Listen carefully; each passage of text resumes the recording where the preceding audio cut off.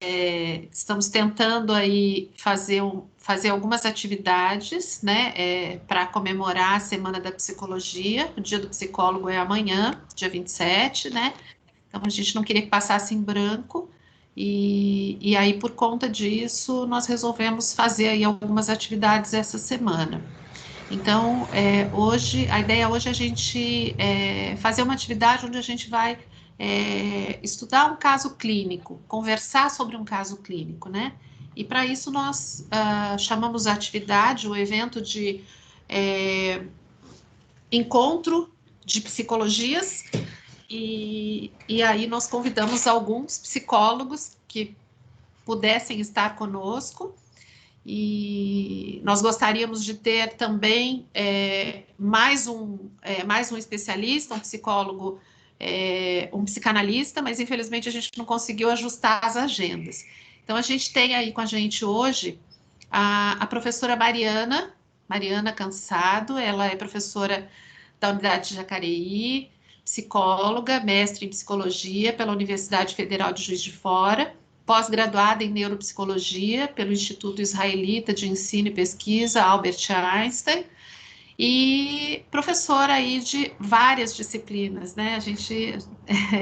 Eu troquei todas as disciplinas dela esse semestre para ela conseguir aí atender um pouquinho os alunos mais novinhos. Então a gente mudou um pouquinho as disciplinas porque é importante os alunos conhecerem todos os professores da casa, né?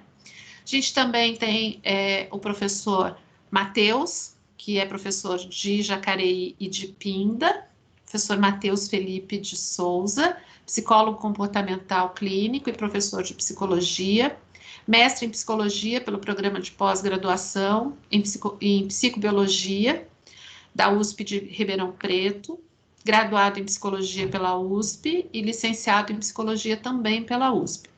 Então, professor Matheus, psicólogo comportamental, professora Mariana, terapeuta cognitivo-comportamental, né, professora?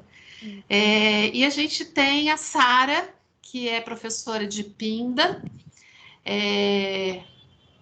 Se a Sara tivesse disponibilidade de horário, a gente também ia convidá-la para vir fazer parte aí da equipe de São José, né, Sara? Mas ela tem bastante... Mas ela tem bastante ocupação lá em Pinda. Então, a Sara Carina Marcondes dos Santos Lima, olha, nome de princesa, graduada em psicologia. Toma ar para falar o nome, né?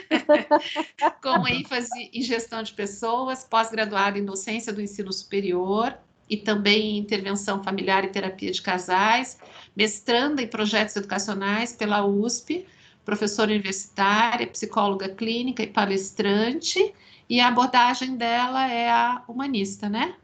É isso? Sistêmica, humanista sistêmica. Humanista sistêmica, muito bem. Então, a gente tem aí 3 profissionais que atuam na área acadêmica, atuam também em consultório, cada um de uma abordagem diferente. E a ideia é a gente conversar um pouquinho sobre um caso clínico. Eu, como coordenadora do curso de Psicologia de Jacareí, gostaria muito de agradecer o fato de vocês 3 terem aceitado o convite, terem aí aberto um espacinho na agenda. Eu sei que está todo mundo apertado, com as agendas aí apertadas, especialmente numa quarta-feira, às 4 horas da tarde, né? Mas eu gostaria, de fato, de agradecer muito o fato de vocês terem aceitado o nosso convite. E aí eu passo a palavra aí para a professora Natália também, para fazer as honras da casa, né?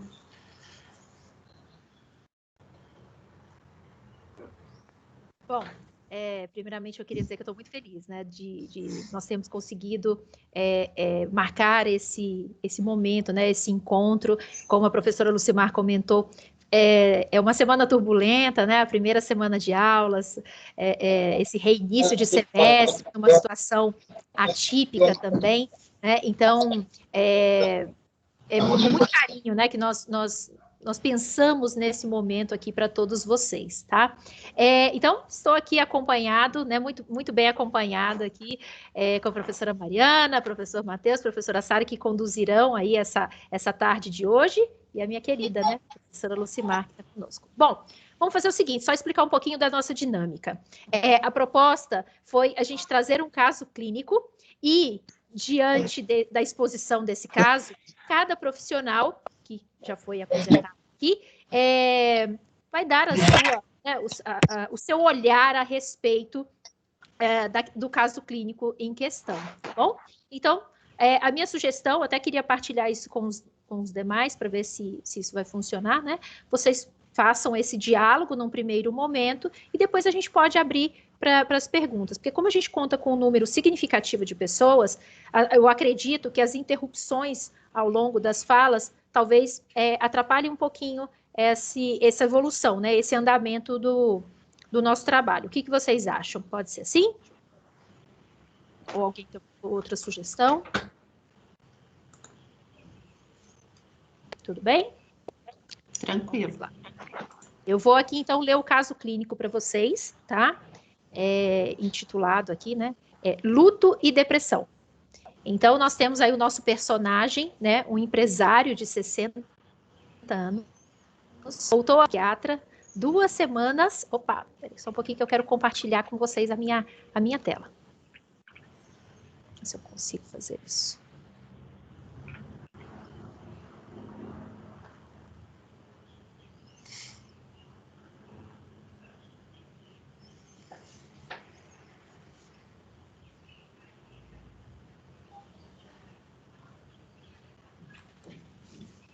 Estão visualizando? Sim? Ok? Sim, sim. Ótimo. Então, tá bom, né? Então, nós temos aí o personagem da nossa tarde de hoje aí, um empresário de 60 anos, voltou a consultar com seu psiquiatra 2 semanas após a morte do seu filho de 24 anos. O jovem, que sofria de depressão maior e abuso de substância, foi encontrado rodeado por vários frascos de comprimidos vazios e um bilhete suicida incoerente. O Sr. Quinn era muito próximo de seu filho problemático e imediatamente se sentiu devastado, como se sua vida houvesse perdido sentido. Nas 2 semanas que se seguiram, ele visualizava o filho e estava obcecado, imaginando como poderia ter impedido o abuso de substância e o suicídio. Preocupava-se quanto a ter sido um mau pai, né, e ter dedicado tempo demais à própria carreira, passando pouco tempo com o filho. Sentia-se constantemente triste, retraiu-se da vida social de hábito e não conseguia se concentrar no trabalho. Embora nunca tenha bebido anteriormente mais do que alguns copos de vinho por semana, aumentou seu consumo de álcool, sofrendo com o luto e que essa reação era normal. Eles concordaram em... Opa, perdão. Desculpa, eu pulei uma linha aqui para vocês, né? Aumentou seu consumo de álcool para meia garrafa todas as noites. Naquela época, o psiquiatra, né, do Sr. Quinn, disse que ele estava sofrendo com luto e que essa reação era normal. Eles concordaram em marcar consultas para apoio e para avaliar o desenrolar da situação clínica. O Sr. Quinn retornou ao seu psiquiatra, né, para consultas semanais. Na 6ª semana, depois do suicídio, né, do seu filho, seus sintomas se agravaram. Em vez de imaginar sobre o que poderia ter feito de diferente, começou a pensar que ele é quem deveria ter morrido e não o filho, né? Ele passou a imaginar, poxa vida, era melhor eu ter morrido. Continuou tendo problemas para dormir, mas também costumava acordar às 4h30 da manhã e ficar olhando para o teto, sentindo-se oprimido por fadiga, tristeza e sentimento de desvalia. Esses sintomas melhoravam durante o dia, mas também sentia falta de autoconfiança, de apetite sexual e de entusiasmo de forma persistente e atípica. Perguntou ao psiquiatra se ainda estava em luto ou se estava com depressão maior. O Sr. Quinn apresentava uma história de 2 episódios depressivos maiores que melhoraram com psicoterapia e medicamentos antidepressivos, mas sem episódios significativos desde os 30 anos. Negou história de abuso de álcool ou substância. Ambos os pais haviam sido depressivos, mas sem tratamento. Ninguém da família havia cometido suicídio anteriormente. Então, esse é o enredo aí do nosso caso de hoje. Bom, está aberto aí a palavra para os 3 profissionais.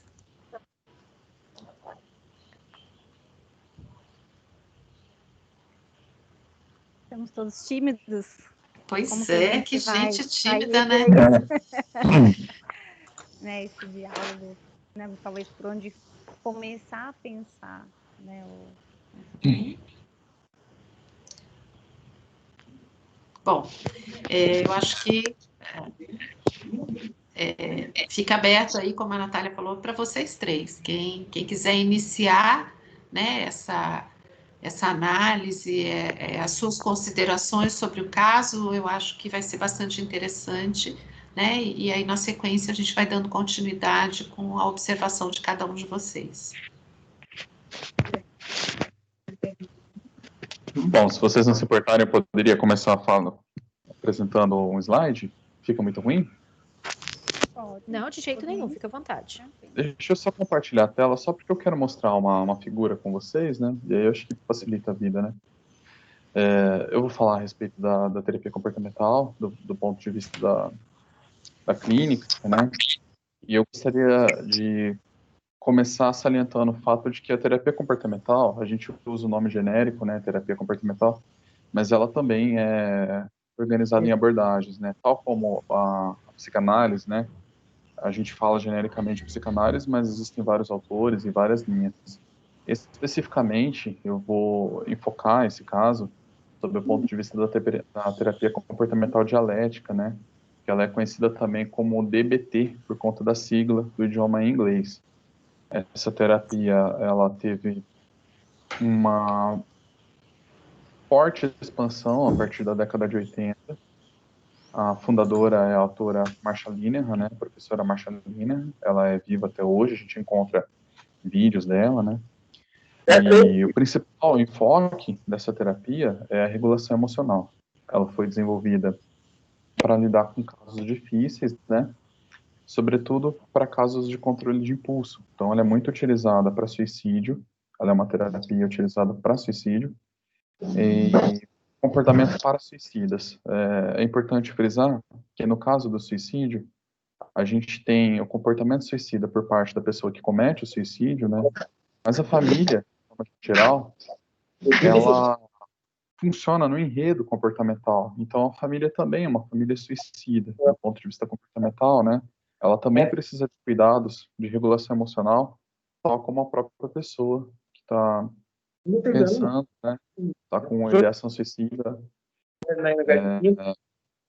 E aí é importante também observar que a Marsha Linehan, ela caracteriza duas formas de comportamento. O comportamento suicida propriamente, que é aquele cujo a consequência é a morte do sujeito, e comportamentos aos quais a pessoa se envolve que não de fato vão resultar em morte por intenção direta, mas que podem vir a resultar por efeito colateral, né?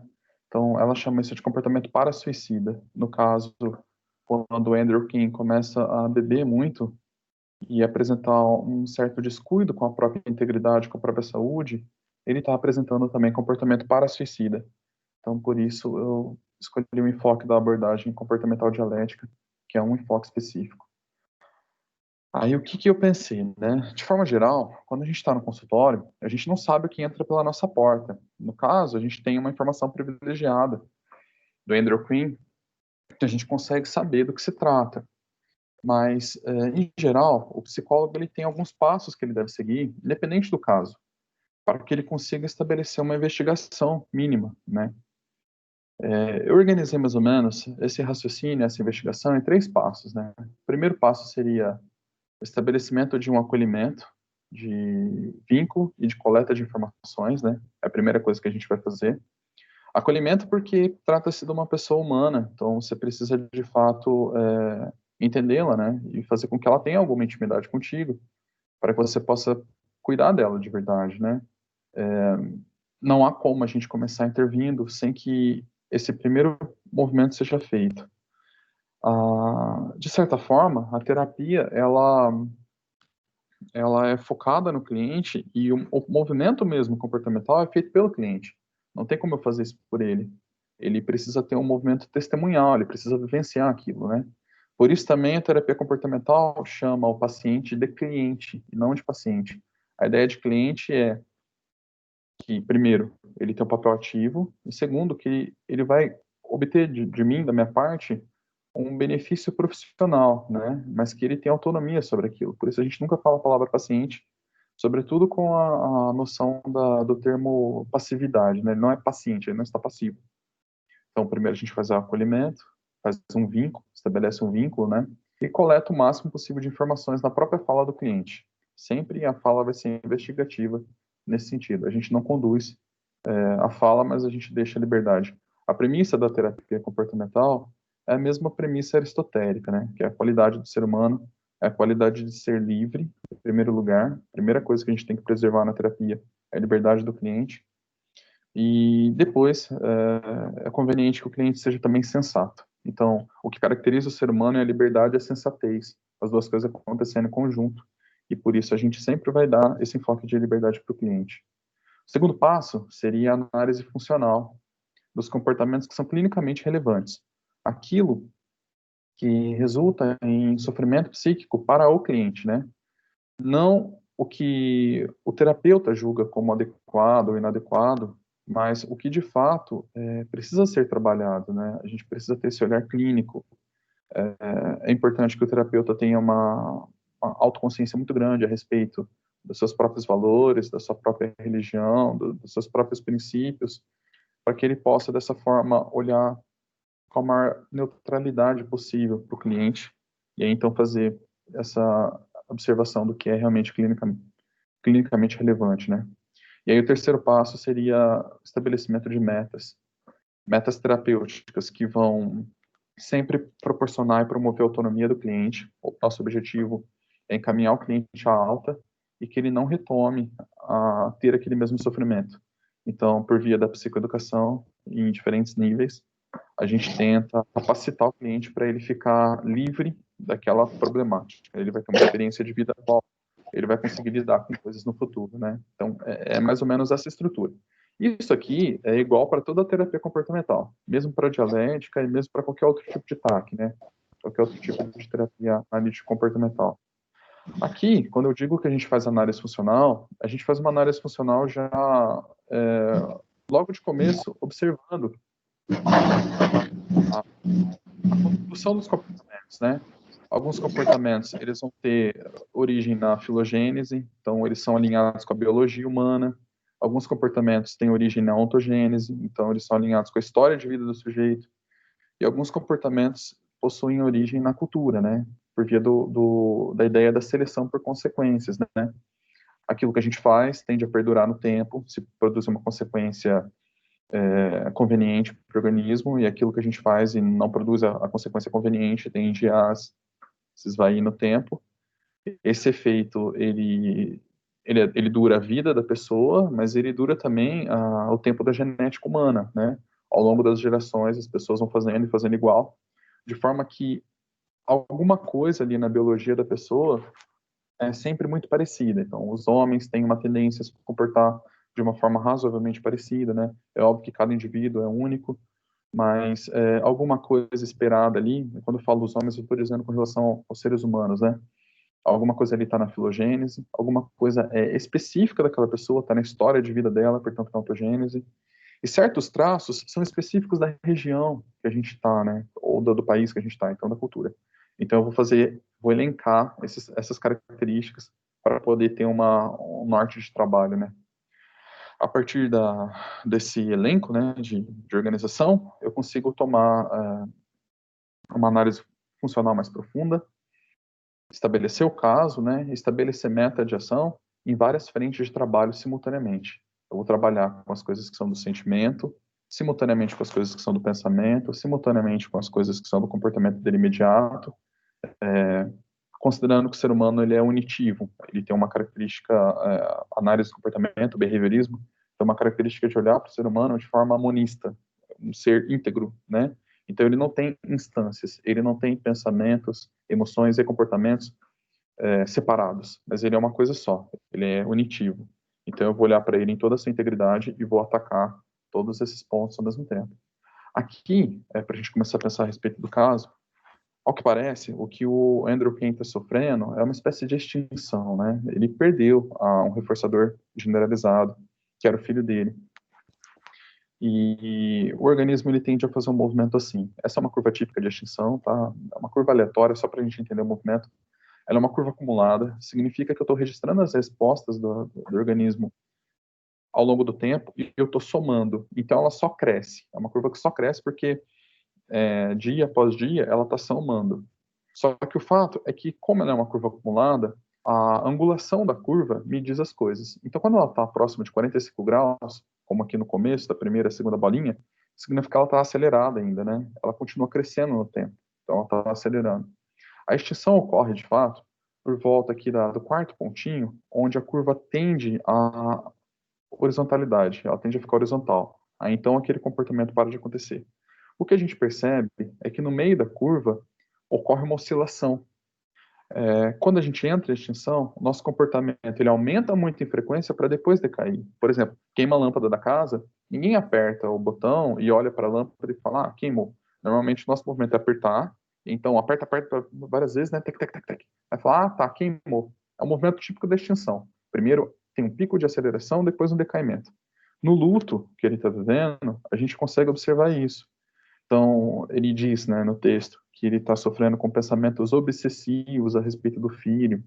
O começo do luto é exatamente assim, o comportamento ele vai em alta lá em cima e depois ele tende a decair e normalizar. Então, esse é o primeiro traço que a gente precisa ter em mente. O segundo traço, na análise funcional, é o seguinte, esse é um quadro típico de análise funcional, a gente sempre vai colocar o comportamento em 3 termos, né, como se fosse uma contingência de 3 termos do comportamento operante, mas aqui também a gente já vai analisar as possibilidades respondentes, né.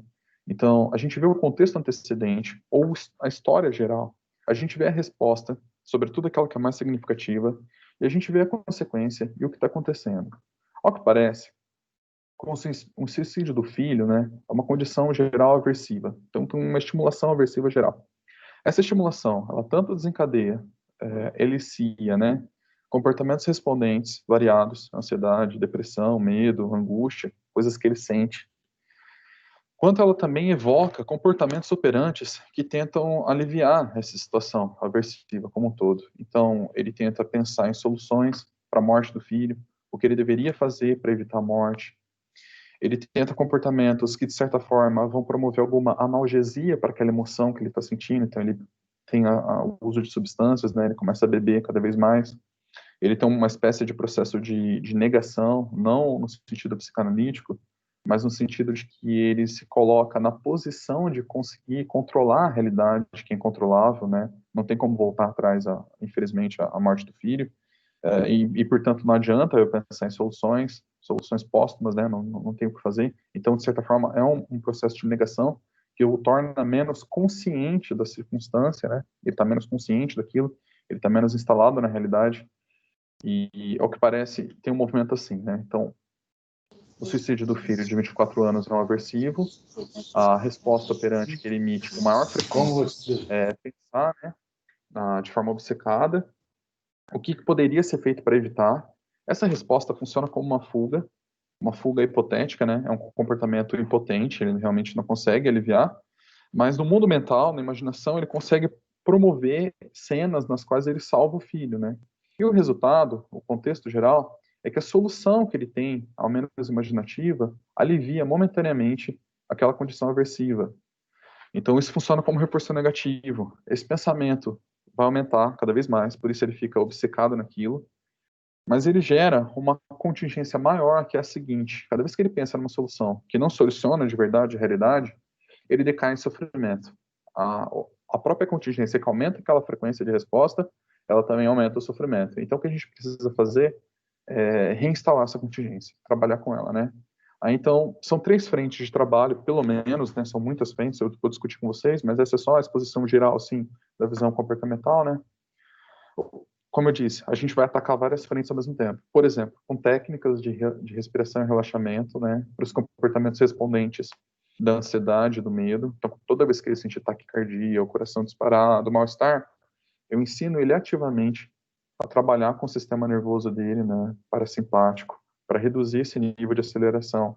Com isso, ele consegue suportar aqueles comportamentos respondentes e ele consegue recondicionar aquilo, vai fazer um contracondicionamento, né? Ele consegue recondicionar e aliviar aquele sentido emocional. Essa é uma parte. E isso é mais imediato. É para que ele consiga ter clareza para fazer as próximas coisas. Então, ele vai sempre trabalhar a respiração e tentar se acalmar e colocar uma espécie de centro, uma espécie de eixo no comportamento. Depois, a gente vai trabalhar com ativação comportamental, sobretudo com relação à interação respondente-operante, que mantém ele em um estado de depressão, né, e o próprio luto. A análise do comportamento não trabalha com classificação diagnóstica nosológica. A gente não usa o DSM, o CID, como um psiquiatra usa, mas a gente entende o diagnóstico quando vem encaminhado do psiquiatra. A gente sempre vai trabalhar na questão focal, independente ao rótulo diagnóstico, né? Tanto faz, nesse caso, se ele está com depressão ou se ele está com luto, a gente vai olhar o sofrimento, o comportamento do sofrimento, antes de dizer o que é. Né? Parece que tem essa coisa no estudo de caso, né? É depressão? É luto? Bom, não importa. O que importa é que tem um sofrimento mental ali, um sofrimento comportamental, e a gente precisa trabalhar com ele. Nesse caso, a ativação comportamental consiste em fazer com que ele busque novos reforçadores para que ele consiga ter um novo repertório comportamental que vai suprir aquele espaço, né? Após o falecimento do filho, ocorre como se houvesse um vazio, ele faz coisas às quais ele não sente mais prazer, não sente mais bem, né? Inclusive a libido dele decai. Então a gente precisa reinstalar isso para ele voltar a uma vida normal. E por fim, a gente vai trabalhar naquilo que é mais efêmero, né? Que seria o comportamento operante. Na análise de comportamento, no behaviorismo, tudo para a gente é comportamento. Então a mente da pessoa, a cognição da pessoa ainda é um comportamento mental.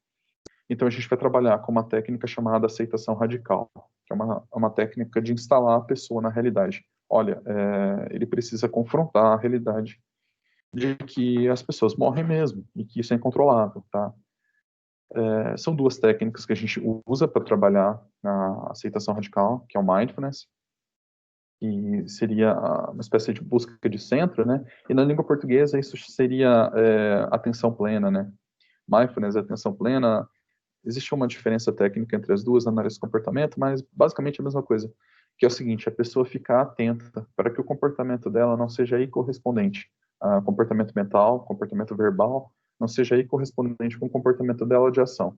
Eu posso, por exemplo, andar para a direita e dizer que estou andando para a esquerda. Nesse caso, eu tenho uma correspondência. Eu faço A e falo B. No processo de mindfulness, eu tento alinhar as duas coisas, para que meu discurso, meu comportamento verbal, alinhe com o comportamento de fato da ação. E isso seria a aceitação radical. A gente entende que aceitação é um verbo de ação. Aceitar alguma coisa significa fazer um esforço em direção àquilo. Então, aceitar aquilo exige também um treino, ele precisa aprender, né? E aí a gente conseguiria trabalhar com isso, coisas mais filosóficas, como, por exemplo, o sentido da vida, a narrativa pessoal dele, alinhando a linguagem da pessoa. Para análise de comportamento, a linguagem tem um papel fundamental. Aquilo que a gente fala organiza o nosso pensamento e organiza o nosso comportamento, né? E essa é a abordagem e mais ou menos essa a visão geral do caso, tá? Eu pensei, de começo é isso.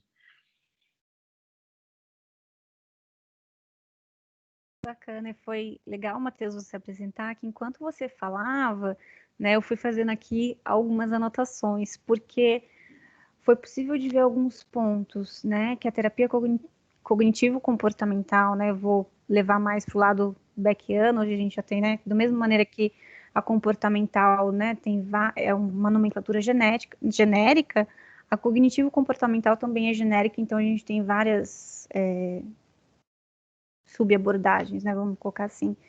Então, fui anotando aqui alguns pontos de encontro e algumas diferenças também. Aí eu não sei se a Sara se importa ou se eu posso...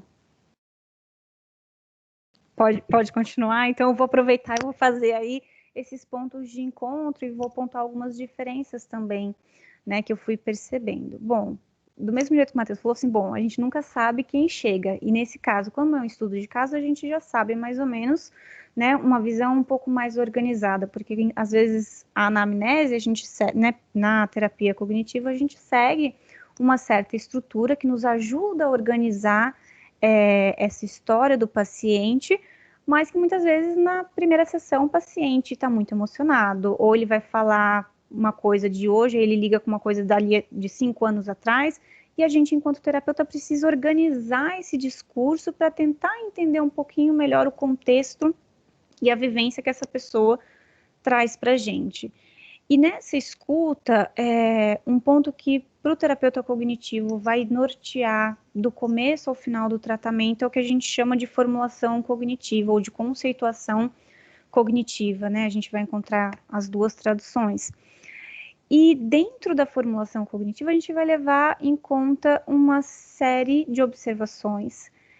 E uma delas é o diagnóstico. Então, o diagnóstico, ele não é, se eu não tenho diagnóstico, eu não posso fazer o tratamento? Posso, porque é uma pessoa que trouxe uma demanda, que trouxe uma questão para ser trabalhada. Mas o diagnóstico, ele, na terapia cognitiva, ele vai ajudar a orientar a nossa formulação, para a gente pensar também em protocolo, em uso de técnica, avaliar e ponderar o momento de uso de algumas técnicas também. Porque esse paciente, por exemplo, ele não se mostra completamente apático, ele não se mostra cronificado, então eu posso, ele tem né, pelo relato, parece ter uma cognição preservada, então eu poderia começar com intervenções cognitivas antes de intervenções comportamentais, porque de maneira geral, nas terapias cognitivas, a compreensão é que eu tenho uma situação e eu tenho a avaliação que eu faço daquela situação. Então, no relato, ele vem com um processo de luto, mas pensando em critério diagnóstico, ele, no tempo, né, que o psiquiatra faz o acompanhamento, ele não tem uma diminuição do sintoma, porque o luto é uma reação normal, é uma reação necessária que a gente tem na vida, mas ele não tem uma diminuição, ele tem uma piora, ele tem um aumento da gravidade, ele tem uma extensão dos sintomas que ele vai percebendo e fala, opa, não é comum eu me sentir dessa forma, né? Ele fala, é atípico algumas percepções que ele tem. Então, isso inclui no diagnóstico. Fala, opa, ele já tem diagnósticos anteriores de depressão. Ele passou 30 anos sem ter nenhum episódio significativo. E agora, né, ele está tendo essa piora. Na terapia cognitiva, se eu consigo também fazer intervenções precoces, o curso né, a expectativa que se tem é que o curso seja também mais leve e as intervenções sejam mais eficazes.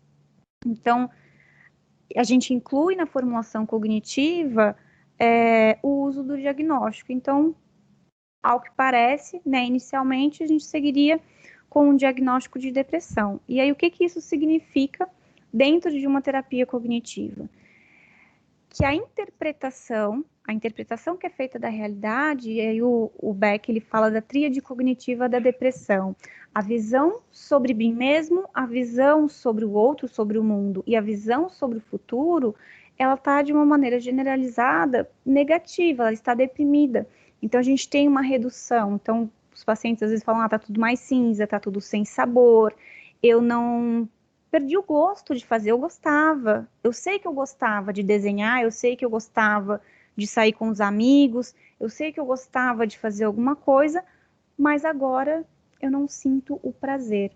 E aí, quando a gente tem essa perda de prazer muito marcante, a gente entra, né, e aí um ponto de contato com o que o Matheus falou, a gente entra com a ativação comportamental.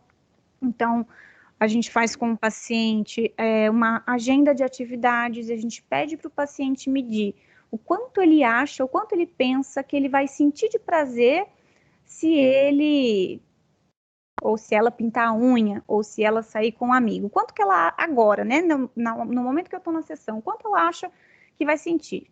Coloca um número de 0 a 10. Eu acho que eu vou sentir 4 de prazer.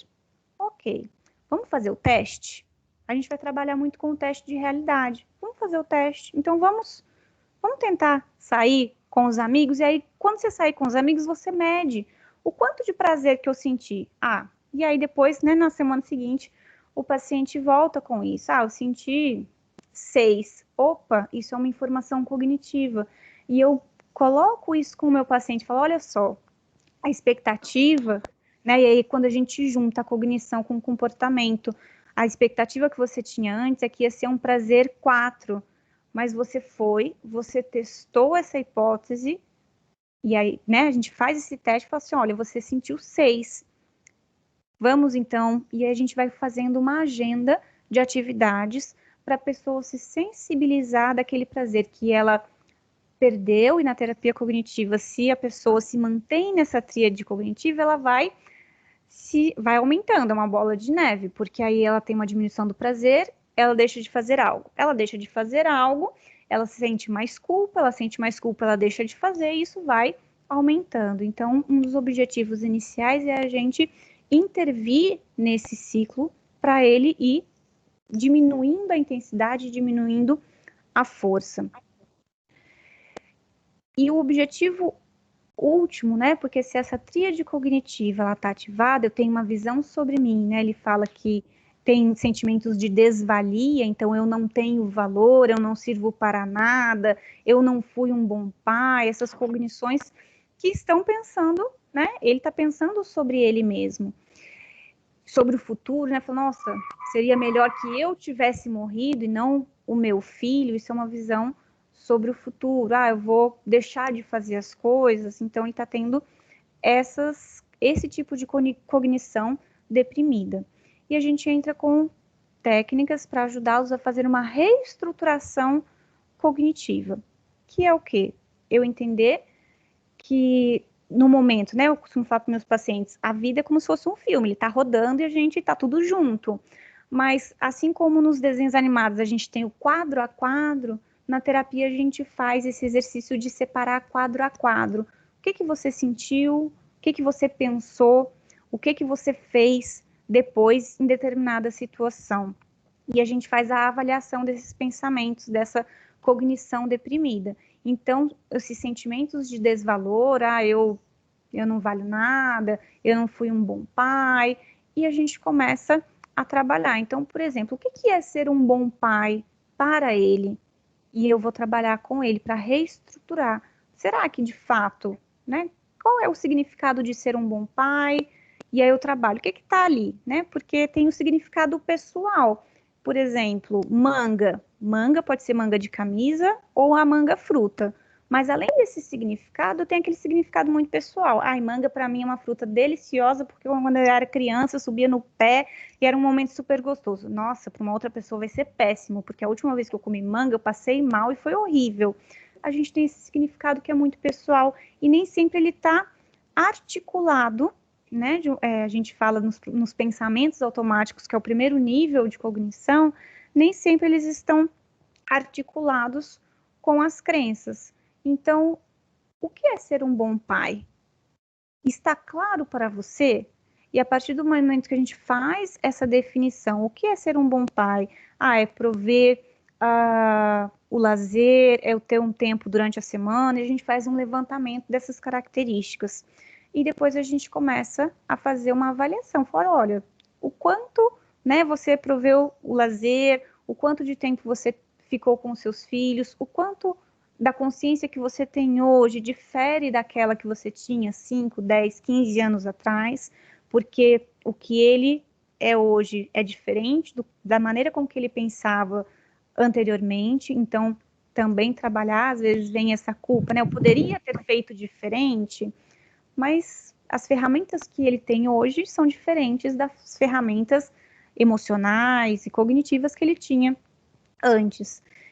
Então, na terapia, eu percebo, né, essa tríade cognitiva ativada de uma maneira negativa na depressão, e eu trabalho para reestruturar essas ideias, essas cognições que estão deprimidas, para que elas sejam percepções mais realistas. Então, a gente constantemente faz um teste de realidade. Então, a gente faz os experimentos no comportamento muito para coletar evidências. Olha, mas lembra que você fez isso? O que a gente percebeu daquela situação? A gente faz um levantamento com exemplos que são do paciente, com o que ele traz de informações ali para a gente. E a gente vai costurando essas informações junto com a pessoa.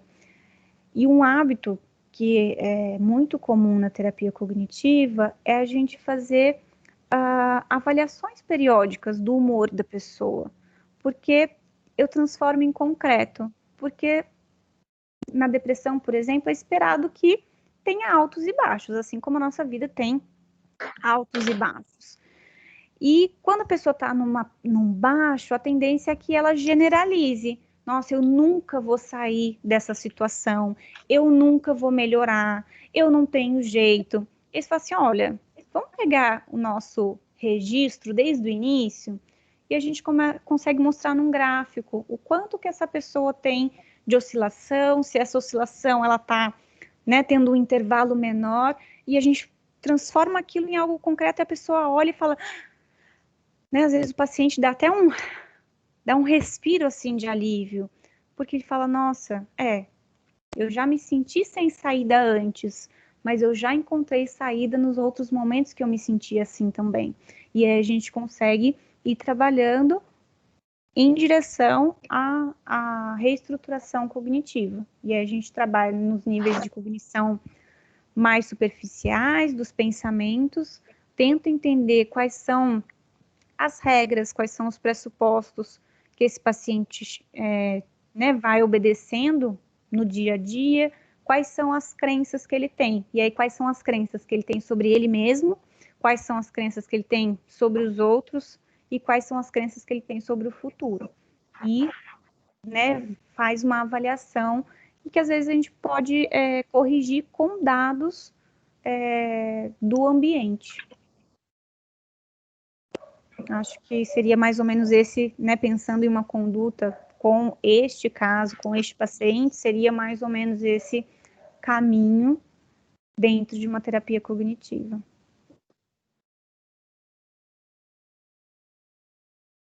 Vamos lá, Sara. A palavra está com você. Primeiro, quero agradecer o convite, Natália.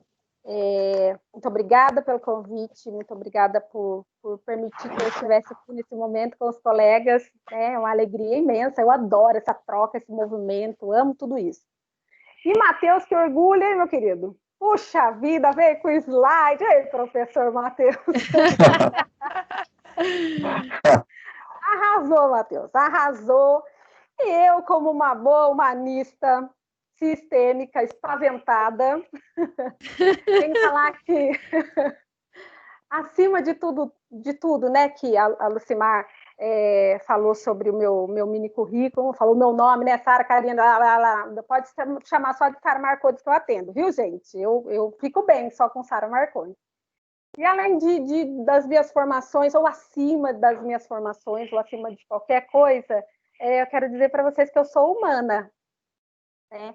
E tudo aquilo que todos vocês passam, eu também passo, né? Então, essas expectativas, as angústias, as alegrias, tô dentro. Somos todos farinha do mesmo saco aqui, né? E aí, quando eu vi esse estudo de caso, veio de encontro até, a Natália conhece um pouco da minha história de vida, veio até um pouco de encontro com a minha história de vida, né? Porque eu também perdi um filho, não por suicídio, né? Mas foi por homicídio. Então, assim, veio muito de encontro. Eu falei assim, olha que bacana, olha as coisas que vêm, que chegam até a gente, né? De que forma que chegam até nós. E aí, ouvindo vocês falar, né, o Matheus, a Mariana, vi assim, quanta similaridade que tem as formas de trabalhar dentro da psicologia, né? Por mais que haja diversidade, como a gente trabalha parecido, só que com nome diferente, não é? Como a gente trabalha super assim, só o nominho que é diferente. Assim, a gente estamos alinhados, né? Estamos seguindo na mesma direção, que é o quê? O bem-estar do ser humano. E é isso que importa. Não importa a linha, não importa a estratégia, não importa o nome, o que importa é que haja o bem-estar para o ser humano. E eu fiquei pensando nesse caso, né? Achei muito interessante, porque eu comecei a visualizar esse homem assim na minha frente, sabe? Como se fosse um cliente sentado dentro do meu consultório. eu comecei a visualizar. Então, eu vi um empresário de 60 anos, eu consegui visualizar o semblante dele caído por conta do sofrimento e talvez da culpa que ele estivesse carregando, porque o luto, gente, é um lugar de uma absurda sinceridade com o outro, com a relação com o outro que se foi e com a nossa relação com a gente mesmo. Então, quando eu visualizei esse homem de 60 anos dentro da sala, né, do meu consultório, me passou assim, muitas coisas à mente. Qual é o lugar de sinceridade dele? Qual é a verdade que ele está enxergando agora, que talvez no decorrer dos 24 anos da vida do filho, ele não tenha enxergado? Né? Do que ele está sentindo falta? Qual é a culpa que ele carrega? Qual é a vergonha que ele carrega? Né? Porque o comportamento, vamos falar um pouco de comportamento masculino, mas assim, uma das maiores vergonhas para os homens, me corrija se eu estiver errado, viu, Matheus? Por você ser o bendito fruto entre as mulheres aqui nessa nossa mesa aqui, né? Mas é a vergonha pelo fracasso. Fracasso como quê? Fracasso como pai, fracasso como chefe de família, fracasso no trabalho, fracasso no sexo. E aqui ele fala, né? Que a aptidão dele, né? Caiu um pouco. Então, assim, fiquei visualizando ele aqui e pensando, né? Como é esse sentimento de fracasso? Então, na minha condição, no meu atendimento, né? Como terapeuta humanista sistêmica, porque a sistêmica ela não consegue enxergar só o cliente ali, né? Não é só o cliente, mas é todo o sistema que envolve aquela pessoa. E quais são os sistemas? O sistema familiar, o sistema de amigos, de trabalho. Então, quais são as influências que esses sistemas têm na vida dessa pessoa? Né? Eu fiquei pensando assim, porque em nenhum momento foi citada a mãe do menino, a esposa dele. Então, será que ele era casado? Será que ele era divorciado? Será que ele era pai solo? E aí muda a condição de trabalho, né? Quem é a rede de apoio dessa pessoa? Então, quando alguém chega dessa forma no consultório, a gente vê assim, quem é a rede de apoio? Me deixa o número do telefone de alguém, por favor. Porque se ele já tem uma característica assim, já tem um histórico na família de depressão, se ele já teve depressão há um tempo atrás, então, vamos manter um contatinho aí da família, né? Porque é bom. É bom. E, Matheus, enquanto você estava falando, eu me lembrei do Setembro Amarelo, ano passado, na Anhanguera-Pinda. Lembrei de uma frase que eu nunca mais esqueci, Matheus. De uma frase que você disse assim, perguntaram se depressão era a falta de Deus, perguntaram para você. E você disse assim, pode ser e pode não ser. Depende do contexto cultural. Então, assim, mais uma coisa que eu visualizei naquele senhor sentado aqui, né, no meu consultório. Então, mais uma vez eu visualizei, qual é a cultura dele? Qual é a religião? Será que ele segue alguma coisa? Será que ele tem? Eu fiquei tão curiosa com relação a esse homem. Menina, eu queria conhecer ele pessoalmente agora. Era uma curiosidade imensa. Queria conhecer. Queria estar diante dele, sabe? Sanar essas questões que a gente faz esse questionamento na entrevista. E não é, gente, um inquérito, como se fosse um inquérito policial. Não é assim, e daí? Né? Você fez isso? Tá. Não. É de acordo com o que o cliente vai trazendo. Porque ele já está sofrendo tanto, já está num momento de tanto sofrimento, né, num lugar tão vulnerável, essa é a palavra, né? O luto traz um sentimento assim de muita vulnerabilidade. Ele já está tão vulnerável, não dá para ir massacrando com pergunta, né? Você vai fazendo o caminho com que ele vá trazendo. Ele que vai colocando essas respostas. Outra coisa que eu bato sempre né, com os meus alunos é que quando a gente vai entrar em atendimento com alguém, tira o sapato, porque é um lugar sagrado. A vida do outro é um local sagrado, porque é a vida do outro. Né? Julgamento, então, né? Mas onde esse pai estava que não viu esse filho fazendo isso? Julgamento, vamos suspender o julgamento. Porque da mesma forma com que a gente julga, também julgam a gente, né? Para dizer que a gente é bom, vão julgar a gente, para dizer que a gente não é tão bom assim, vão julgar a gente, mas nós não estamos nessa condição de julgar. Nós não estamos, a psicologia não nos traz isso, né? Senão a gente estaria no direito, né, gente? Vamos combinar. Se a gente quisesse julgar alguém, a gente estaria estudando direito. E não psicologia. Né? Mas essas seriam assim, não é? Suspende, porque para todo mundo. Devia distribuir frasquinho, né? Porque vamos suspender o julgamento aí. E assim, trazer esse cliente, estabelecer esse vínculo, como o Matheus e a Mariana disseram, né? Estabelecer esse vínculo com esse cliente da forma mais leve e amorosa possível. Ele está sofrendo, né? Talvez direcioná-lo a realmente acolher essa dor, olhar para essa dor, porque está doendo, não dá para fingir que não dói, né? Está doendo, acolher essa dor, olhar para essa dor, o que dói em mim quando eu olho para essa situação. Acolhe a dor. E aí sim, dá para você cuidar disso, né? Tratar disso.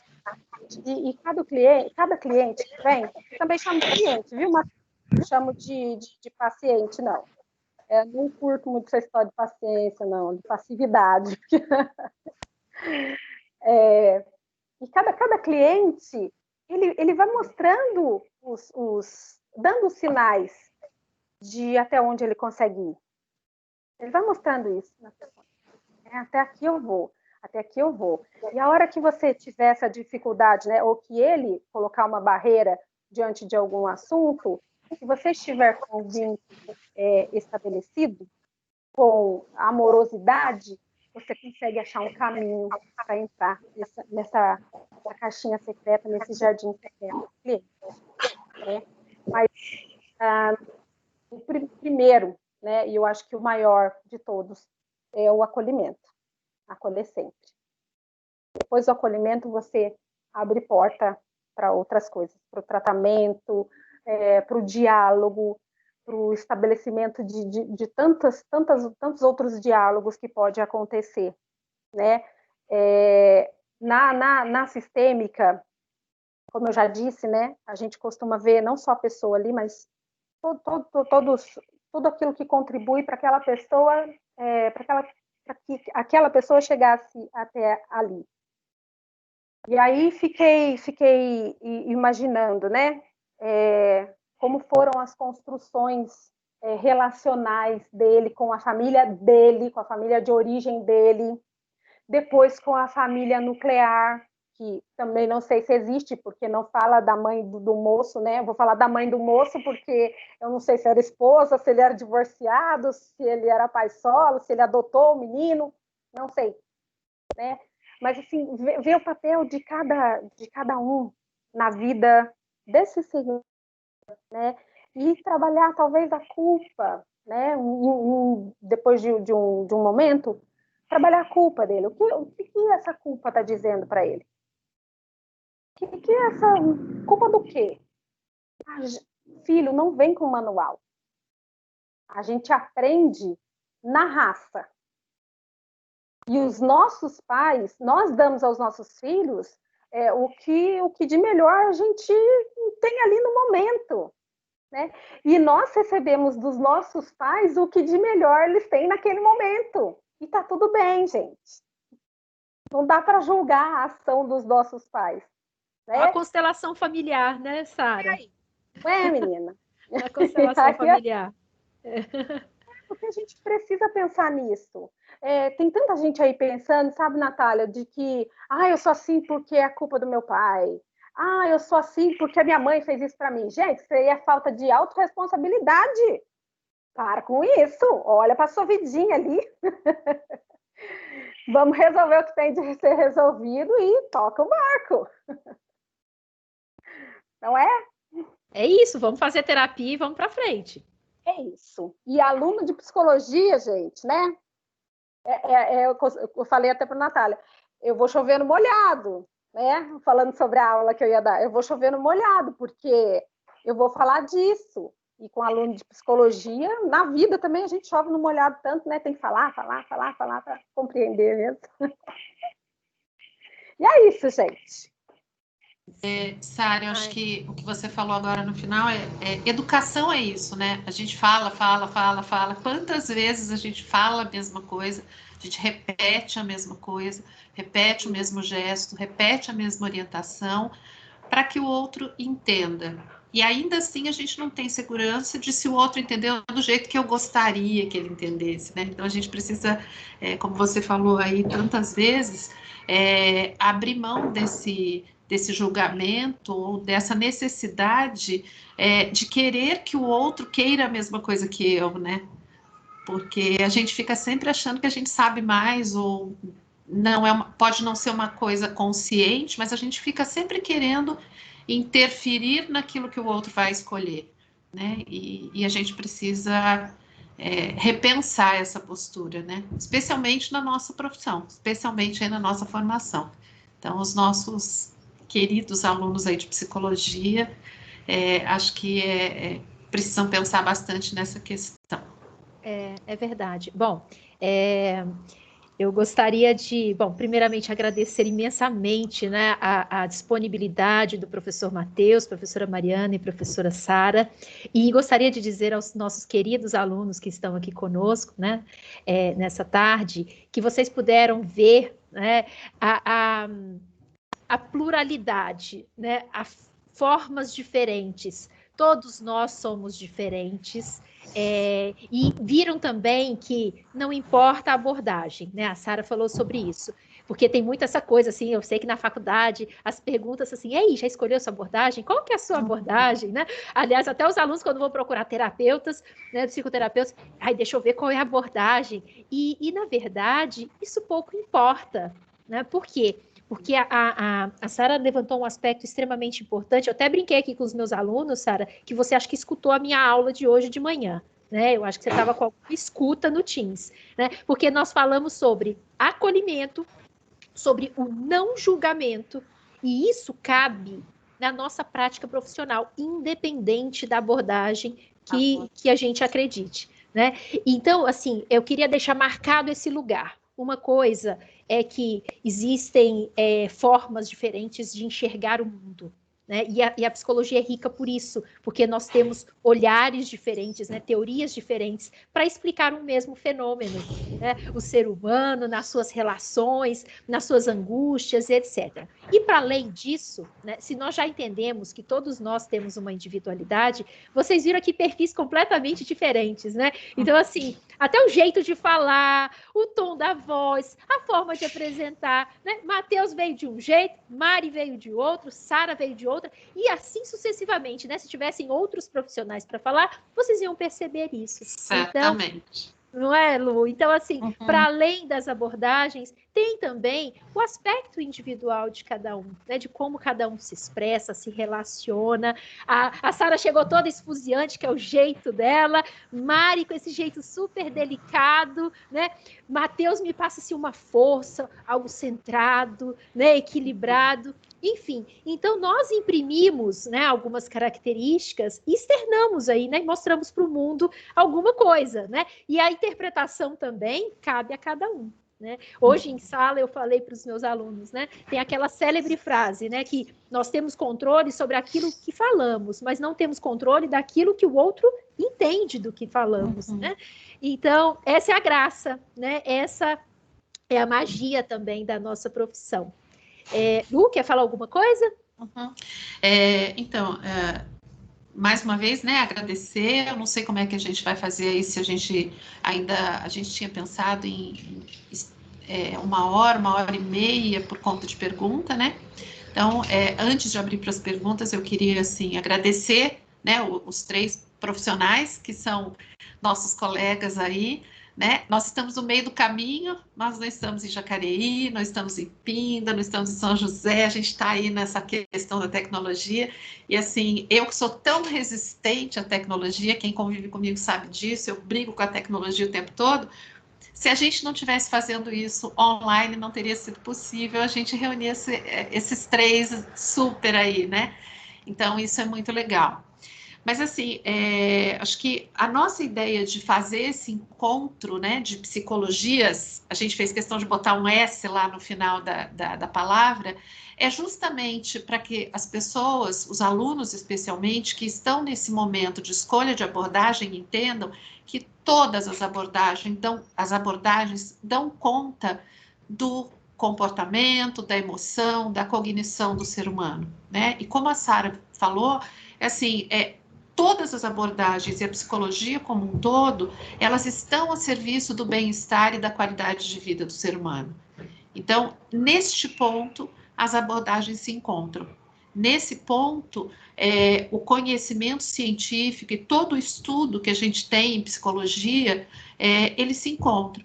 Então, é importante a gente perceber que, independente da abordagem, porque existe essa questão de identificação, de simpatia. Em algum momento o Matheus, acho que foi a Sara que falou, né? Qual é a religião dele? Quais são os valores dele? Como é que é a família dele? Independente disso, os seres humanos estão aqui em busca de bem-estar e qualidade de vida. E nós podemos contribuir muito nesse sentido, independente da abordagem que nós escolhermos, né? E da área de atuação que nós escolhermos também. Não importa se eu vou trabalhar na escola, na empresa, numa instituição, no consultório, enfim, em qualquer lugar que eu vá trabalhar, é importante que eu tenha como prerrogativa a saúde mental e a qualidade de vida do ser humano. Então, mais uma vez, muito obrigada, Mariana, Sara, Matheus. Eu já estou muito feliz de ter conseguido fazer aí. A gente conseguiu transformar em realidade aquela foto do semestre passado, do ano passado, né? A gente fez uma foto na Semana da Psicologia do ano passado, colocando diferentes abordagens numa única foto. E aí a gente está conseguindo aí juntar um pouco essa conversa a respeito disso. E aí agora, acho que dá para a gente abrir um pouquinho para pergunta. O que vocês acham? Como é que está o tempo de vocês? Dá? Pessoal, acho que a gente pode organizar, se alguém quiser perguntar alguma coisa, levantar a mãozinha ali, abrir o microfone.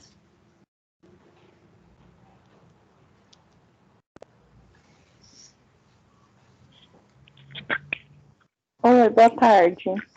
Boa tarde. Ana Carolina, eu só queria comentar uma coisa que, assim, esse estudo de caso me emocionou muito, porque eu estou vivendo isso, né, com a minha mãe, que meu irmão faleceu há uns 2 meses e pouquinho. E eu gostaria de fazer uma pergunta. E quando a pessoa, o cliente, no caso, fala que com o falecimento do filho, ele perdeu o sentido da vida?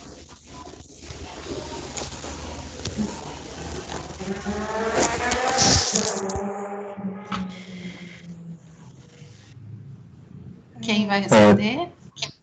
Posso falar a respeito do sentido das coisas? Pode. Do ponto de vista estritamente comportamental, né? A terapia cognitiva, terapia comportamental dialética, ela tem um traço interessante. A palavra dialética vem exatamente da ideia aristotélica de dialética, né? De contrapor ideias. Então, ela tem muito dessa visão clássica das coisas. Antes da Aristóteles e Platão questionavam a respeito dessa coisa do sentido da vida, né? Então, existem coisas que a gente pode colocar como sendo sentido narrativo para a nossa vida, e são coisas que são efêmeras, assim, que elas acabam. E tem outras coisas que elas são transcendentes, que aí a gente pode envelhecer e pode até morrer, que a gente vai continuar mantendo aquilo. É um evento histórico. O Platão falava assim que as únicas 3 narrativas possíveis que faz com que a gente perdure, né, seria a narrativa da sabedoria, a narrativa da nobreza, é a narrativa da prosperidade. Não ficar rico, mas tornar o mundo um lugar melhor e agradável, né? No caso desse estudo de caso que a gente viu, o sofrimento principal, né? A Sarah falou muito, qual é a culpa desse homem? A culpa do homem não é bem a culpa do fracasso. Não fracasso no sentido pessoal, mas fracasso no sentido narrativo. Ele trocou uma narrativa da nobreza pela narrativa da carreira, né? A carreira, ela é uma coisa transitória. A gente pode estar bem ou mal posicionado no emprego, pode ser demitido. No mundo moderno, a gente acredita que a carreira e o sucesso são dois pontos muito importantes, mas de fato eles não são, porque tanto a carreira quanto o sucesso são efêmeros, né? Agora, do ponto de vista da nobreza, que é uma carreira de fato no sentido narrativo da vida, você vai dedicar a sua vida a ajudar as pessoas e erguer as pessoas, né? O que o nobre, o herói faz? Ele dedica a sua força em defender os fracos e oprimidos, né? O Chaves fala, ó, defender os fracos e comprimidos, né? Por que a mãe sofre tanto? Por que o pai sofre tanto? Porque, normalmente, é na paternidade, na maternidade, que as pessoas conseguem exercer uma única narrativa possível, ainda mais no Brasil. Uma única narrativa possível, verdadeira, que é a narrativa da nobreza. A mãe e o pai fazem tudo pelos filhos. E isso é muito importante, em geral. Nada substitui isso mesmo. Então, assim, se tua mãe perdeu o sentido da vida porque ela deixou de executar a narrativa da nobreza, ela só consegue curar isso, ou ela pode curar isso, tendo mais nobreza ainda, tendo mais amor. Ela tem outro filho para dedicar, ela tem outra pessoa para dedicar, ela tem mais seres humanos para ajudar, e aí ela consegue restaurar o sentido narrativo dela. Perder o sentido da vida, o sentido das coisas significa assim, quando eu acordo e quando eu vou dormir, e a minha história tem começo, meio e fim todos os dias, todo dia que eu durmo é uma espécie de morte, é uma morte pequena, né? Eu desliguei, eu não sei se vou voltar. Então eu preciso fechar o dia tem que ter começo, meio e fim, tem que fechar. E no dia seguinte, eu tenho que ter uma sensação de continuidade. Se eu oriento a minha vida baseado em coisas que são efêmeras, normalmente o que eu percebo, né, normalmente o que acontece é que em determinado momento da vida a pessoa entra em crise, perguntando, por que eu existo, para que eu faço o que eu faço, porque isso vai acabar, né? Dinheiro, poder, essas coisas todas elas acabam. Então é conveniente investigar isso com a sua mãe, no caso, a sua mãe, né? Se ela perdeu o sentido da vida nesse sentido, de ter perdido a narrativa da maternidade, ela pode restaurar, né? Inclusive em memória ao ente querido falecido, né? Exatamente mantendo a integridade de quem ela honra a existência dele, porque daí o que ela fez por ele realmente teve valor. Ela não está desqualificando, a narrativa está intacta. E assim ela preserva a existência de ambos, né? É a única coisa humana que é transcendente. Sabedoria, nobreza e prosperidade, assim, tornar o mundo um lugar mais bonito, né? Ser bom, ser justo, valoroso, como Platão dizia que era, e como Skinner depois acampou isso, né? E a própria Marsha Linehan também. Então, eu sei que falando assim parece frio, né? Porque quando é na nossa carne, é muito doloroso. Eu sei como é muito doloroso. Mas isso dá uma espécie de alento, assim, ó. Não querendo comparar a dor, longe de mim, não é nada disso. Mas recente, a gente descobriu que meu pai está com um estágio de câncer avançado, e agora eu descobri que a minha irmã mais jovem está com câncer no pescoço, e eu descobri que eu estou com um negocinho na boca, que já vai fazer biópsia agora. E eu andava muito pensativo nessas coisas, mas depois que você começa a pensar no sentido narrativo, parece que a própria existência humana ela adquire uma amplitude maior, né? Eu recomendo a leitura do Viktor Frankl, embora não seja behaviorista, né? Ele é humanista. Ele vai falar sobre isso, sobre o sentido narrativo. E eu falo da minha própria carne, assim, né? Essas notícias de câncer, normalmente eu conto para as pessoas e a pessoa fica mais abalada do que a minha própria família. Exatamente por conta dessa coisa da narrativa. Depois que você começa a instalar isso no teu dia a dia, você atinge uma certa centralidade que fica difícil abalar, tá? Então, eu iria por esse caminho, buscar o que é uma narrativa real, sabe? O que é uma narrativa real possível, que não seja efêmera, que seja transcendente, que ninguém pode tirar dela. E no caso a nobreza, né? Ninguém pode tirar isso da pessoa. Eu acho que é isso.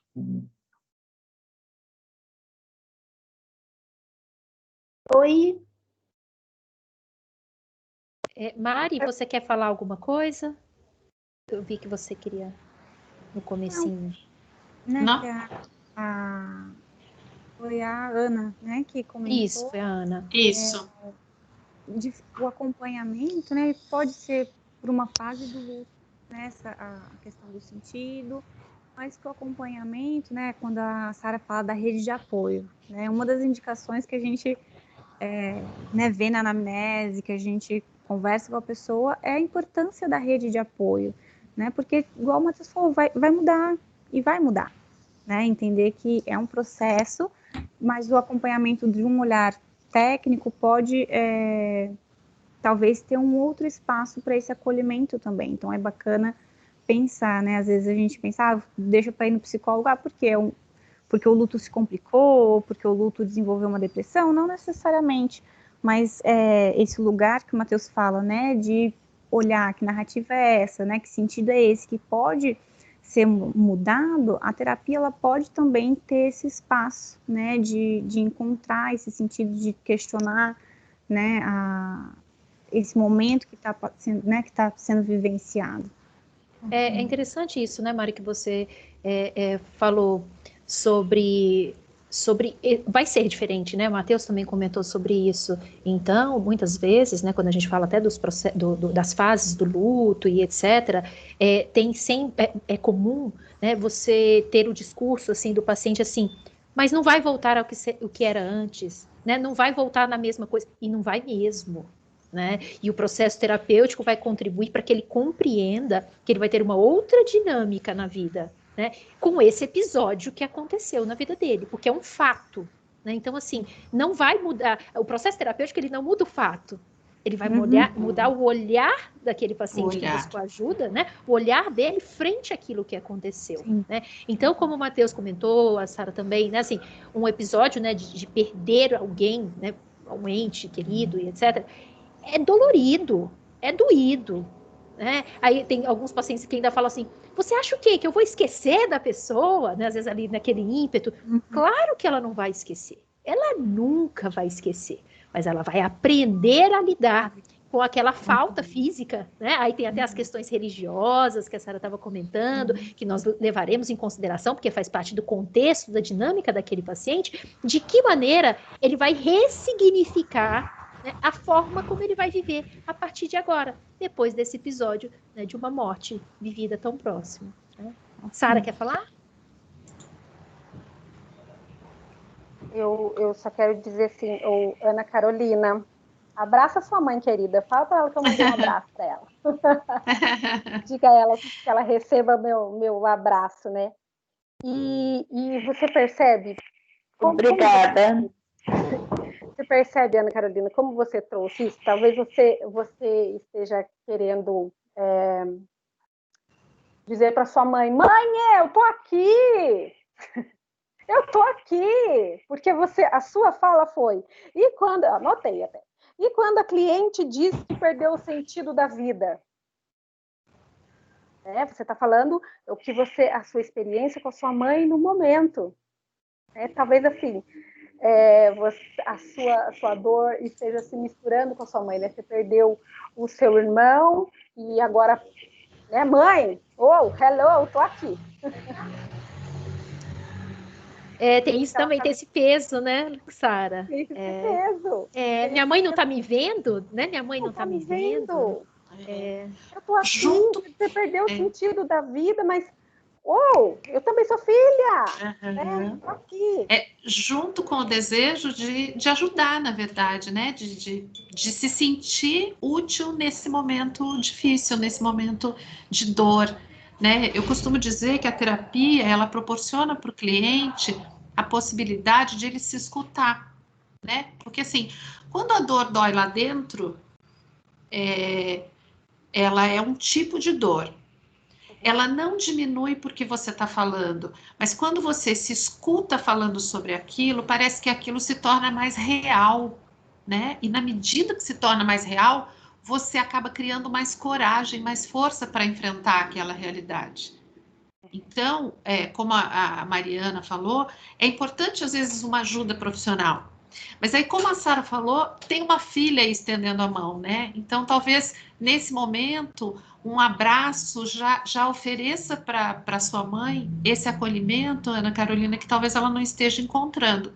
E aí, a partir desse abraço e desse acolhimento, quem sabe a gente consegue, né? Você consegue trazê-la para esse processo de um trabalho mais profissional, ou de um atendimento mais específico, enfim, de colocá-la diante de um profissional de psicologia, que a gente sabe que às vezes é tão difícil, né, as pessoas aceitarem ir para um psicólogo. Então, às vezes a gente precisa ter aí, usar algumas técnicas de aproximar esse profissional para a necessidade das pessoas, né?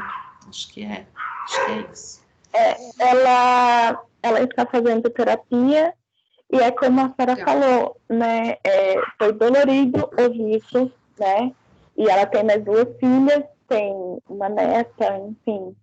Então, assim, eu pensei, o que eu posso fazer como filha? Porque eu sou estudante de psicologia, eu posso tentar ajudar de alguma maneira. E quando eu vejo que ela sente a culpa, eu falo para ela, você fez o que estava ao seu alcance de poder fazer. Você fez o seu limite. Não tinha como você oferecer uma coisa que você não teve, né? Então, é isso. Ana Carolina, mais uma coisa assim, que eu não posso deixar de passar até para você. Eu queria também poder te dar um abraço. Sabe aqueles abraços assim, abraço segurado que a gente fala? Assim, abraço forte?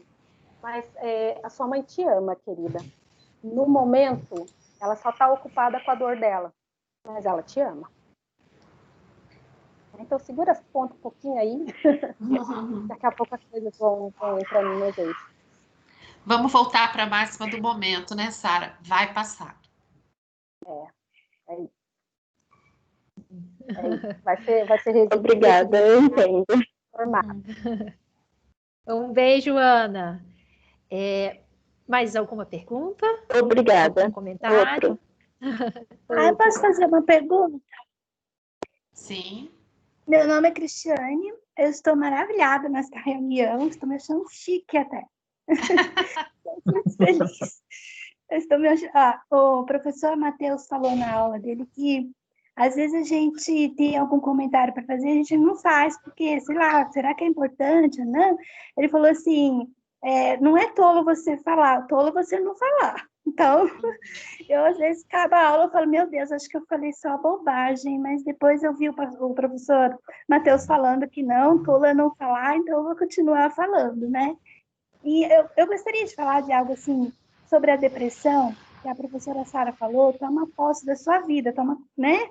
Não importa o que você viveu na infância, em tudo, toma posse da sua vida. E eu tenho buscado fazer isso na minha vida, porque passei uma infância muito difícil, né? E cheguei à depressão, a um suicídio, a tentativa de um suicídio, graças a Deus não morri, né? Mas foi ao limite. Então, eu passei por uma traição terrível, onde eu colocava a pessoa no altar. Eu aprendi com a psicologia com o tratamento que eu fiz, que ninguém deve ficar no altar, né? Ninguém pode ser tão importante para a gente dessa maneira. E aí, então eu percebo com tudo isso, eu estou sempre fazendo algo, sempre buscando estar costurando, estudando e lendo, e eu percebo assim que, eu não sei o meu caso, mas eu não posso parar, né? Percebo que se eu parar, parece que a depressão fica perseguindo, né? Aquela tristeza, aquela dor, aquela mágoa, tal, fica perseguindo a gente. Então, eu tenho que estar sempre em movimento, né? Trabalhando a minha mente, buscando sorrir, ser feliz, amar meus filhos, meus netos, para que aquela dor, aquela tristeza, aquela cicatriz, aquela marca, né? Não venha à tona o tempo todo, né? Então, eu percebo, a minha pergunta é essa. É sempre assim, uma pessoa que sofreu algo, né, uma depressão, ela sempre tem que estar correndo, né, sempre na atividade, ela nunca pode parar um pouco. Às vezes eu percebo que se eu ficar parada assim, fechar a porta do quarto e ficar muito tempo parada, é um perigo. Então, tenho que estar sempre sorrindo, né, evitar chorar. Choro às vezes, mas é o que eu sempre falo para minhas filhas, chora, o suficiente, já aprendi isso também na psicologia, algum professor falou, acho que foi a professora Sara, chora o suficiente até se esvaziar e, né, depois coloca a melhor roupa e vida que segue. É isso que eu gostaria de falar. Obrigada pela sua confiança, né, Cris? Porque dar um relato tão pessoal, tão íntimo, não é fácil, né? A gente coloca ali as nossas...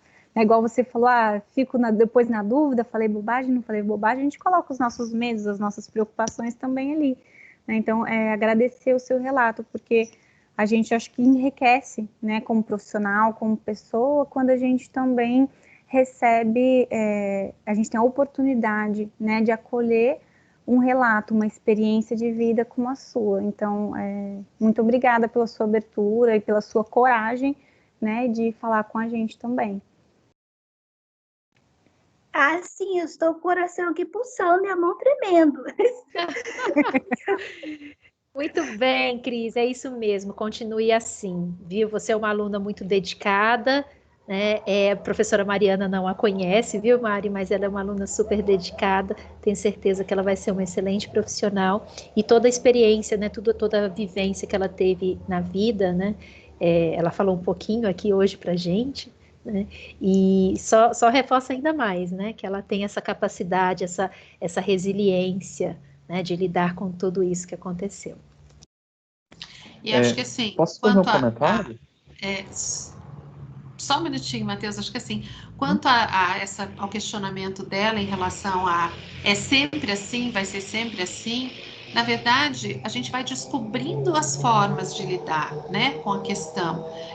Talvez você esteja passando por um momento que precise ser assim, mas não precisa ser necessariamente sempre assim, né? Na medida em que a gente vai se organizando, se ressignificando, retrabalhando os nossos sentimentos, as nossas angústias, as nossas ansiedades, a gente vai encontrando uma situação mais confortável diante das nossas dificuldades. A gente aprende, como acho que foi a Natália que falou, a gente aprende a lidar melhor com as questões externas. E isso fatalmente vai nos trazer um pouco mais de tranquilidade e conforto. Então, estamos sempre em amadurecimento e você está passando por esse momento. Eu tenho certeza que daqui a algum tempo, se a gente se reencontrar, você vai dizer, nossa, professora, já melhorou um pouquinho ou muito, mas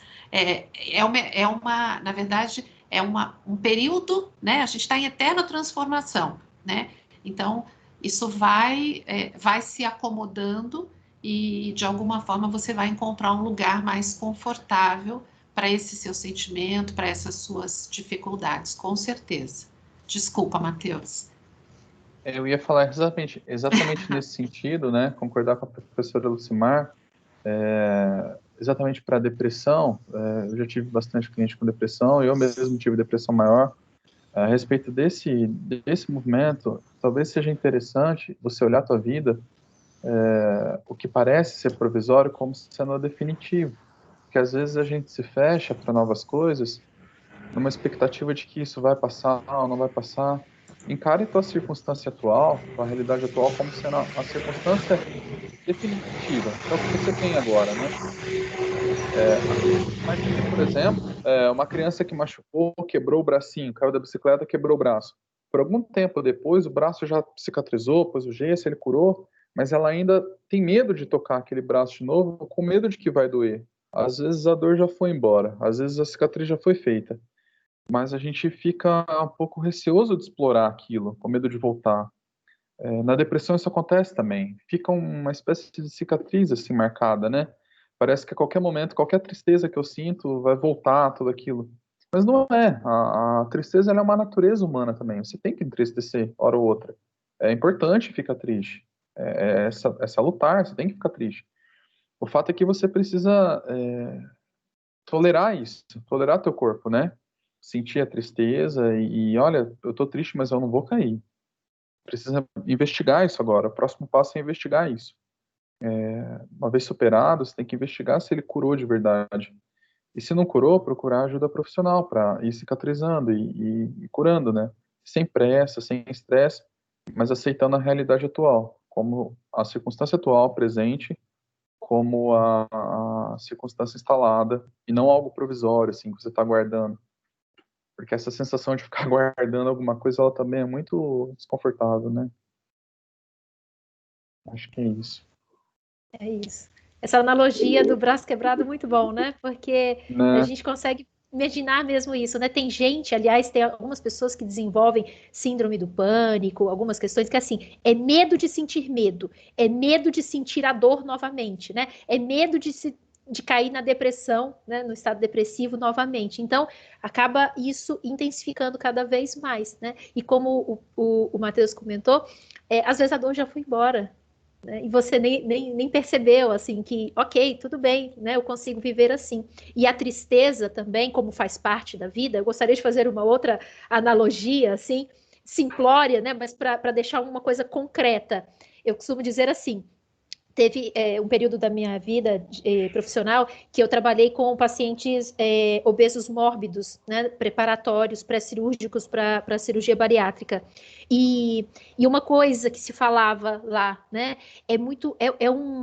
o transtorno alimentar, né, enfim, a rotina com o alimento, ela é muito difícil. Por quê? Porque todos os dias você vai ter que entrar em contato com o alimento. Né? Você tem que fazer as suas refeições para ter uma qualidade de vida, uma saúde, etc. Agora, qual é o limite? Né? É muito tênue. Qual é o limite do que eu vou comer de forma saudável, do que eu vou comer alimentos que não são bons para a minha saúde, né? Alimentos hipercalóricos, com muita gordura, muito açúcar, etc. Então, é esse medo, né? Quer dizer, eu entro em contato, mas eu tenho medo de descer ladeira abaixo, né? Então, assim, alguns pacientes, por exemplo, acabam desenvolvendo outros problemas, que é o caso da anorexia, né? Quer dizer, eu não entro em contato com alimento nenhum, porque eu acho que até um copo d'água eu vou engordar. Né? Então, fazendo essa analogia para o que a gente está falando, né, do estado depressivo e etc., é isso. Você não quer entrar em contato com a tristeza. E a tristeza é inerente. Né? Eu vou ficar triste. Ah, eu fui demitido, fiquei triste. Eu bati meu carro, eu fiquei triste. Né? Ah, eu atrasei uma conta que eu esqueci de pagar, eu fiquei chateado. Quer dizer, aí você fala, ai meu Deus do céu, eu não posso ficar triste, porque senão eu vou cair na depressão. Né? Então, tem algumas situações na nossa vida que elas vão continuar acontecendo, mas esses picos, né, agudos, não necessariamente. Né? E como o Matheus falou, se você perceber que ainda tende para isso, aí é procurar uma ajuda profissional. Né?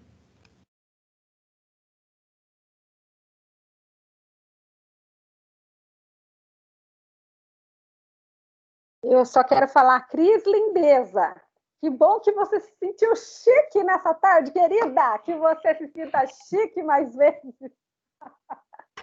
Não perca a oportunidade, Cris.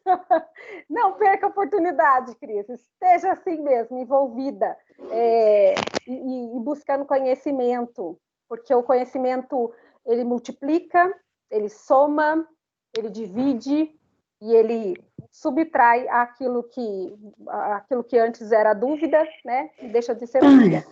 E querida, viva a sua vida da melhor forma possível. Né? Como a Cris foi minha aluna no semestre passado, e eu me lembro dessa aula que eu disse, se der vontade de chorar, chora, tem que chorar sim, né? Precisa olhar para essa dor, precisa, mas não ficar na dor. A gente acolhe a dor, mas não fica na dor. Por isso eu falei, então, toma um banho, coloca a melhor roupa e bola para frente. Fica em frente. Gente, a conversa tá uma delícia, né? Mas já são 17h30, exatamente. Os professores precisam pegar a estrada, porque eles vão dar aula, né? O Matheus vai dar aula, a Mariana vai dar aula, a Natália vai dar aula. Eu vou dar aula também, a Sara vai dar aula também, ou vai estar no consultório, né, Sara?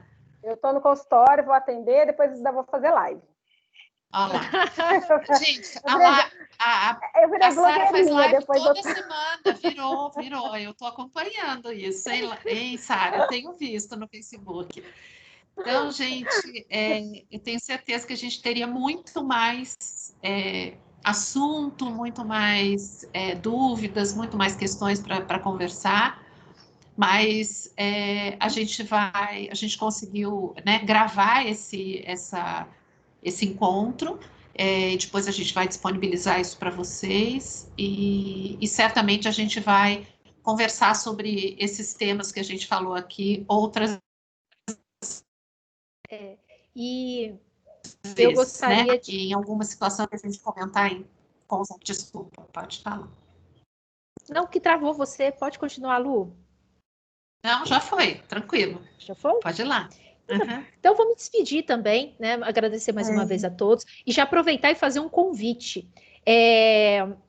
Na sexta-feira, dia 28 de agosto, também às 16 horas, no mesmo formato que nós fizemos hoje, nós teremos a professora Adriana.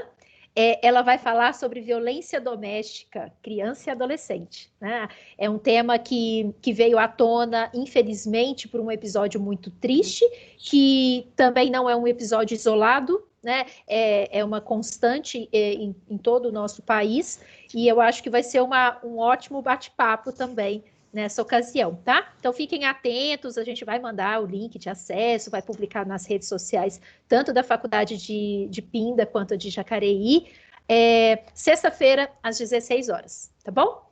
Tenham todos aí uma ótima quarta-feira e eu espero revê-los em breve. Um grande beijo. Obrigada. Boa tarde, Natália. Boa tarde. Boa tarde, Shirley. Tudo bem? Boa tarde de vocês, Lu. Falo sempre com a Olá, tudo bom? E as professoras aí que eu não acho que eu só conhecia a Mariana, tive aula com ela segunda-feira. Estou com muitas saudades de vocês. Saudades também, Shirley. Bom semestre. Nós também de aula. estamos com muita saudade de vocês, tá? Obrigada. Tá. Hoje teremos aula, né, Lu? Teremos aula, sim. Eu já botei o link lá no grupo. Eu sou muito avançada em tecnologia.